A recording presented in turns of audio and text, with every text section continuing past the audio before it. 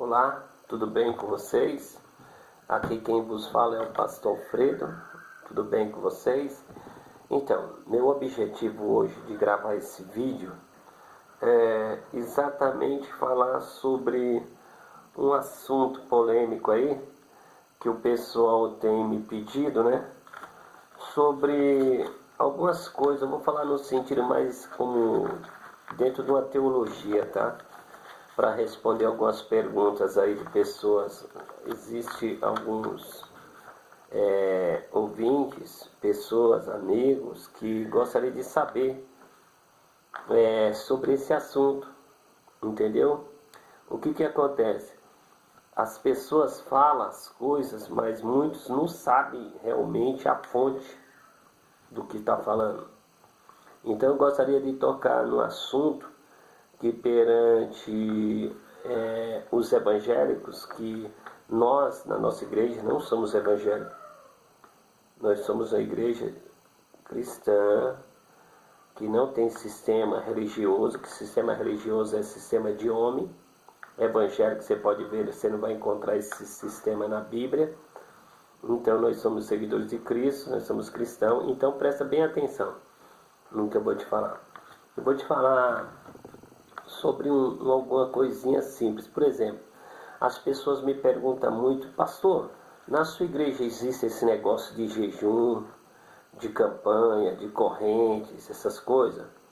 E eu falei assim: olha, como eu tenho 25 anos de igreja evangélica e eu conheci a graça faz pouco tempo, acho que uns 5 anos, acho mais ou menos isso, eu comecei a perceber que isso aqui não tinha valor. Entendeu? Então, no meu começo, eu fazia isso, porque os homens falavam que tinha que fazer. Então, como eu aprendi com eles, certo?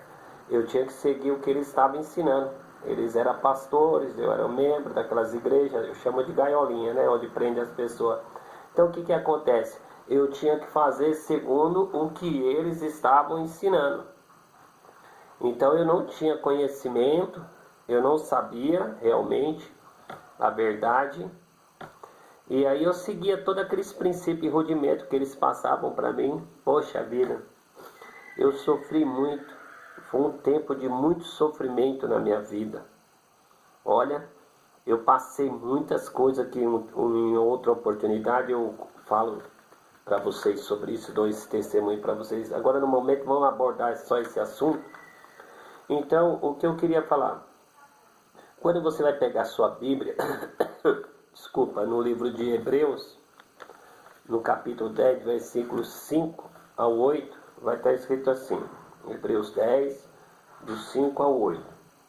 Por isso, ao encontrar no mundo, Cristo diz. Quem está falando isso? O apóstolo, se foi ele que escreveu, né? O livro de Hebreus. Ninguém. Vamos colocar que seja ele, não é certeza, mas vamos lá. Está escrito. Por isso, Hebreus 10, 5. Por isso, ao entrar no mundo, Cristo diz: sacrifício e oferta não quisesse, antes um corpo me preparaste. Não te agrades com o holocausto e ofertas pelo pecado. Presta atenção. Então disse: aqui estou. Quando tem esse colchete na Bíblia, não está no original, mas vamos lá, né? No livro está escrito a meu respeito: vim para fazer a tua vontade, ó Deus. Depois de dizer como acima sacrifícios e oferta, não quiseste, nem holocausto e purificações com água pelo pecado, nem com isso te agradaste, coisas que se oferecem de acordo com a lei. Tá vendo? Tudo isso aqui era de acordo com a lei de Moisés. Quando Jesus Cristo veio e morreu na cruz, em Romanos 10, 4, o fim da lei é Cristo. O que é o fim da lei? É os sacrifícios cerimoniais. O povo judeu vivia debaixo da Torá, da lei, entende? Que Moisés recebera no monte para trazer para o povo. E quando Jesus Cristo veio, o que ele fez? O Jesus de Nazaré, ele morreu pelos nossos pecados, e através dessa nova aliança que ele fez, ele nos reconciliou com Deus. Então essa parte de pecado, essas coisas, em João 3 fala lá, né? No Evangelho de João também fala, o quê? Que ele era, diz o texto assim, Cordeiro imaculado que tira o pecado do mundo. Então, se Jesus morreu, era o Cordeiro, e tirou o pecado do mundo, então você não pode ter mais pecado. Entende o que acontece? As obras da carne, que Paulo escreve lá em Gálatas 5:19, você vai ler lá, feitiçaria, emulações, bebedice, inveja, gritaria, adultério, lá, um monte de coisa lá. Ele chama a obras da carne. Isso eu posso estar ensinando para vocês um outro vídeo, um outro tema, né? Sobre o que significa obras da carne. Então nesse eu queria simplesmente mostrar para vocês a respeito desse assunto, né? Jejum, campanhas e corrente. Então, você precisa saber isso. O quê? Que você já está santificado. Entende? Ah, mas onde está escrito isso? Hebreus 10, versículo 10. Por essa vontade é que fomos santificados por meio, presta atenção, do sacrifício do corpo de Jesus Cristo, uma vez por todas. Percebeu? Isso aqui está escrito aqui o quê? Uma vez por todas. Significa o quê? Que você já está santificado. Então, se você já está santificado, a minha pergunta é, por que os evangélicos, sistema religioso, só os evangélicos, vivem fazendo jejum, campanha, sacrifício, sobe monte, desce monte, oração, corrente? Isso é tudo uma forma do sistema enobrir as pessoas e prender as pessoas, que eu chamo o sistema religioso. A gente da graça tem um hábito de chamar gaiola. Quando a gente fala sobre igreja, a gente não está pregando contra a igreja de Cristo. Nós estamos pregando contra os templos feitos por mão de homens. Porque quando Jesus Cristo morreu na cruz, nós passamos a ser o templo do Espírito Santo. O Espírito Santo habita em nós. Você entende o que eu estou falando? Você entende o que eu estou falando? Então presta atenção. Deus não quer essas coisas de vocês. Ah, irmão, mas o pastor lá na igreja prega que a gente tem que fazer sacrifício para Deus abençoar. É mentira. Você não tem que fazer sacrifício nenhum para Deus abençoar você. Porque se eu abrir a minha Bíblia aqui, ó, por exemplo, em Efésios, o que está escrito aqui? Efésios capítulo 1, versículo 3. Bendito, ó Deus, seja o Deus e Pai do nosso Senhor Jesus Cristo, o qual no passado, nos abençoou com todas as bênçãos espirituais. E é onde fala lugares celestiais em Cristo. Nós interpretamos lugares celestiais em Cristo, aonde se agrupa, se reúne pessoas em nome de Deus, em nome de Jesus. E aí está formado o que? Esses lugares celestiais. Entendeu? É isso.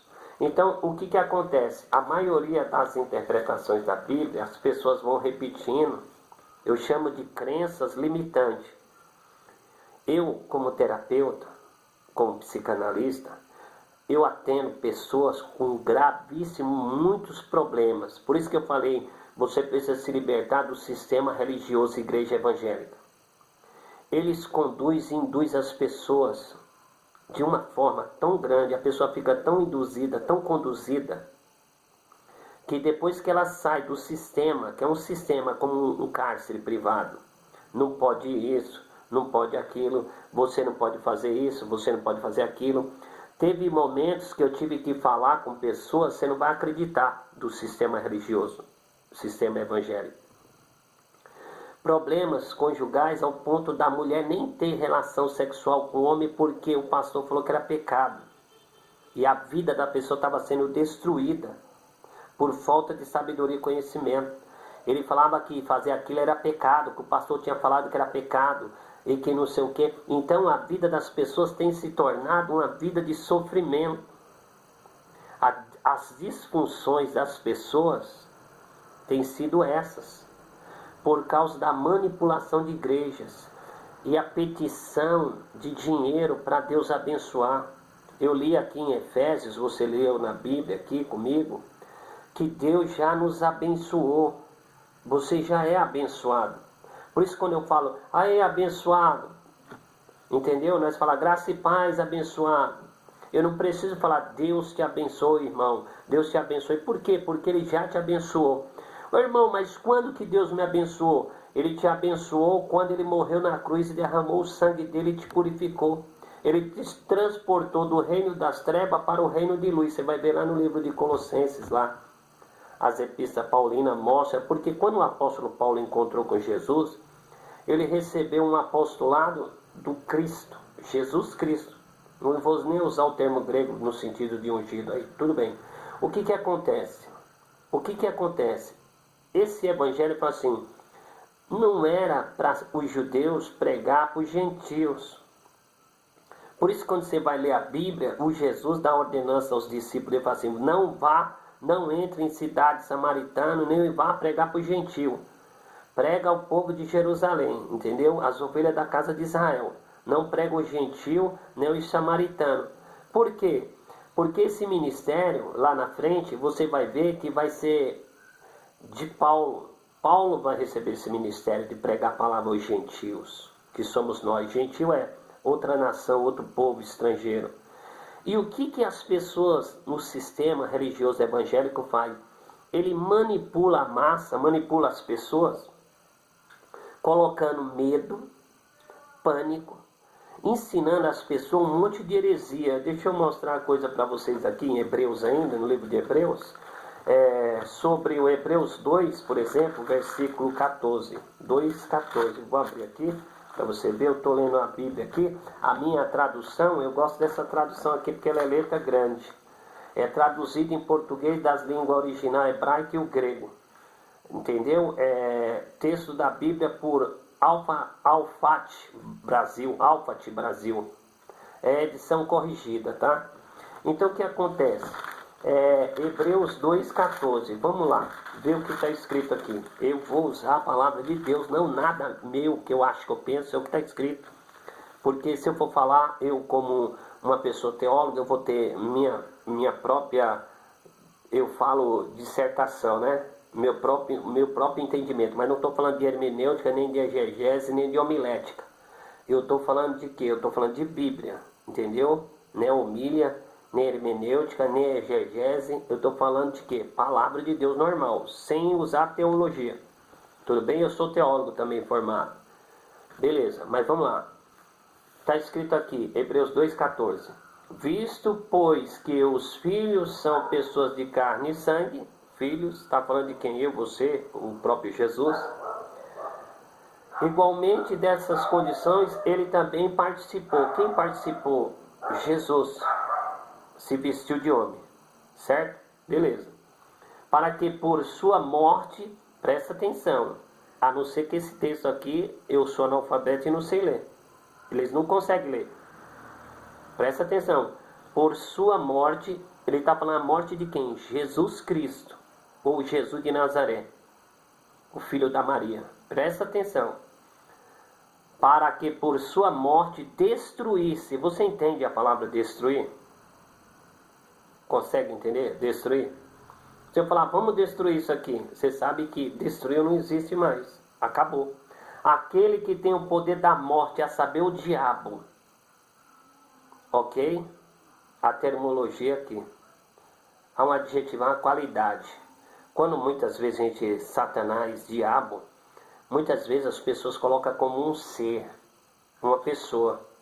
Não é a pessoa. Perceba? Se eu chamar uma pessoa, é o filho do diabo, filho de Satanás, ele é filho de Satanás? Não, é adjetivo, uma qualidade, é uma forma de se expressar. Perceba? Compreende a minha fala? Não é um personagem, não é um ser. É somente uma qualidade que a gente está colocando. Qualidade de quê? De mal. Mas o diabo aqui, ele se coloca o quê? Um opositor. Satanás, o adversário. Quando você vê ele falando, o Satanás, ele está falando, o adversário. Ou quando está alguém acusando, o diabo, que significa o quê? O acusador, aquela pessoa está me acusando, o diabo, acusador. Aquela pessoa lá é um diabo. Ué, mas por que ele é o diabo? Está me acusando aí, é um acusador. Aquele lá é meu adversário, porque ele se opõe, Satanás. Não, é assim, não acredito assim.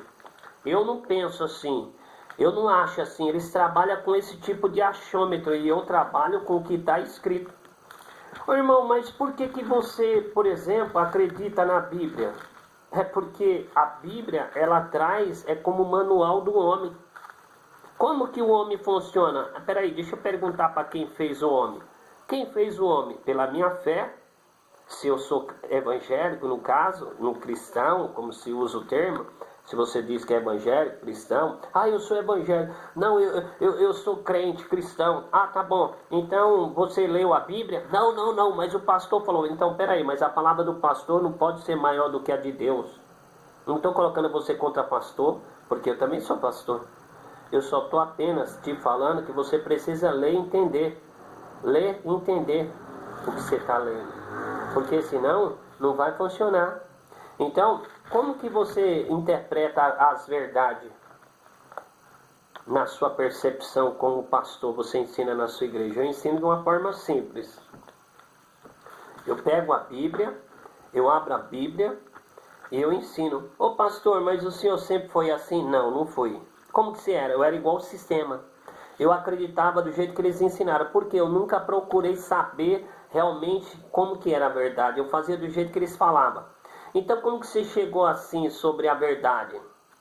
Por causa dessa palavra. Eu vou ensinar essa palavra para você. Eu aprendi ela com o meu irmão lá, o pastor, o apóstolo Marcos Gomes. Eu aprendi muita coisa com ele no começo e aprendo até hoje. Gosto de ouvir as pregações dele. Tem coisas que ele fala que você não concorda? Talvez sim, mas é normal. Mas eu não concordo com o que ele fala, mas não sou contra ele. Eu aprendo muito com ele. Então, eu ouço muito ele pregando e vejo que ele tem um fundamento na graça. Então, a gente tem que seguir os exemplos, né? A gente tem que criar uma forma de modelar pessoas que você vê que ela está falando a mesma coisa que você está falando. Então, se eu estou pregando o evangelho, ele também está pregando igual, legal, ótimo. Se eu tenho alguma dificuldade, alguma indiferença, é problema meu, mas eu não tenho nada contra ele. Pelo contrário, eu gosto dele, todos eles. Todos os pastores do sistema, todo mundo. Então, qual o objetivo desse vídeo? É esclarecer sobre jejum, campanha, oração, corrente. E qual é o tipo de verdade que eu vivo. E como que eu sei que é verdade. Por que é verdade o que você fala e o que os outros falam não é verdade? Não é, por exemplo, o que os outros falam não é verdade. É que eles têm crenças limitantes, eles aprenderam assim, eles nunca procuraram saber. Entendeu? Eles nunca procuraram ouvir realmente se é daquele jeito. É assim que é? Então, como que eu vou crer de uma forma correta? Entendeu? Aí eu vou ler esse texto aqui, João 7, versículo 38. Quem crê em mim, quem está falando é o Jesus, tá? Quem crê em mim, como diz as Escrituras, então primeiro eu tenho que ler e conhecer as Escrituras. Do seu interior fluirão rios de água viva, entendeu? Entende o que eu estou falando? Presta atenção, entendeu? Quem crê em mim, como diz as Escrituras. Então, como que eu creio em Jesus? Como diz as Escrituras. E o que a Escritura está dizendo? Hebreus 2:14. Que Deus aniquilou o diabo. Ou, se você quiser colocar o nome Satanás, seja quem você quiser. Irmão, mas eles dizem que o diabo é o demônio, é não sei o que, é um demônio. Não tem nada a ver. Não tem nada a ver. Entenda? Preste atenção, analise o fato. Você tem que pegar a Bíblia e estudar a Bíblia, observar a Bíblia. Entende? Esses rapazes aqui, esses cidadãos, eles têm dificuldade de ouvir Jesus. Eles não entendiam a mensagem. Tem que ter alguém que oriente você. Irmão, mas ali tem um texto que fala que nós temos a unção de Deus e que não precisa que ninguém nos ensine, porque a própria unção do Espírito vai nos ensinar. Ué, se não precisa que ninguém venha te ensinar, pessoa ignorante, então por que Jesus veio ao mundo? Que ele era o próprio Deus. Se ele era Deus e veio ao mundo te ensinar em corpo, carne e sangue, como diz em Hebreu, Então ele é estúpido. Presta atenção, tem coisas que você aprende sozinho, mas tem coisas que você precisa que alguém te ensina. Entendeu? Entende? Por exemplo, vamos dar um exemplo na Bíblia. Samuel, aí ele corre, levanta, vai lá onde está o sacerdote, o Eli, fala assim, Senhor, o Senhor está me chamando? Ele fala assim, não estou te chamando, estou dormindo, volta para tua cama, vai dormir. Claro que não está escrito assim, eu estou dando só um exemplo para você entender. Aí na segunda vez, na terceira vez, o Eli tinha experiência com Deus, ele tinha experiência. Não é que Deus estava falando mais com ele. As visões tinham cessado naquele momento. O Israel estava em dificuldade, entende? E não havia visões. Aí o que acontece, nem revelações? Deus se manifestou através da criança. E aí eu te pergunto, quem foi que ensinou a criança? Quem ensinou a criança? Aí eu te digo, essa voz que fala dentro de você, eu interpreto ela como a mente de Cristo, ou a mente divina. Na física quântica a gente chama a matriz divina, em outras palavras, a amórfia, em outras palavras, o éter, em outras palavras, o tudo em todos, o todo poderoso, entendeu? Um sentido mais astral, entende o que eu estou falando? Então, em todas as maneiras, o que vai ser é Deus sempre. Aí, irmão, mas você estuda a física quântica, você é terapeuta, trabalha na linha quântica também? Beleza, eu trabalho, entendo de energia, de frequência, de hertz. E quem governa tudo? Deus. Entende? Não tem como. A parte que você chama espiritual é a parte que ninguém vê na quântica. É o mundo que significa invisível, pequeno, que você não vê, quântico, algo pequeno, que some aos olhos dos seres humanos como só se você tiver equipamento para ver. A mesma coisa é o poder de Deus manifestando na mente das pessoas. E aí quando manifesta na mente, no consciente, no subconsciente, aí o corpo, ele representa as emoções, os sentimentos, ele exala, tipo, o que você é dentro, você reflete fora. O universo é o reflexo da sua imagem. Então você é aquilo que você produz. Às vezes eu vou no lugar e tem um sistema religioso evangélico, eles são pessoas sem entendimento. Aí eles falam assim, irmão, aquele cara ali está com demônio, aquela pessoa, aquele irmão ali está com demônio, espírito de miséria, porque ele não deu dízimo, não deu. Eu falo, mentira. É mentira. Ele não tem espírito nenhum de miséria. O que ele tem é uma coisa simples, chamada ausência do conhecimento, ignorância, estupidez. É uma pessoa que não teve a oportunidade de aprender educação financeira e nem teve alguém mentoreando ou educando ele, porque quando você vai falar sobre coach, sobre educação financeira, os ignorantes ficam falando, eu nem sei o que é isso aí é para rico. Não, isso aí é para pessoa que ela quer mudar a vida, entende?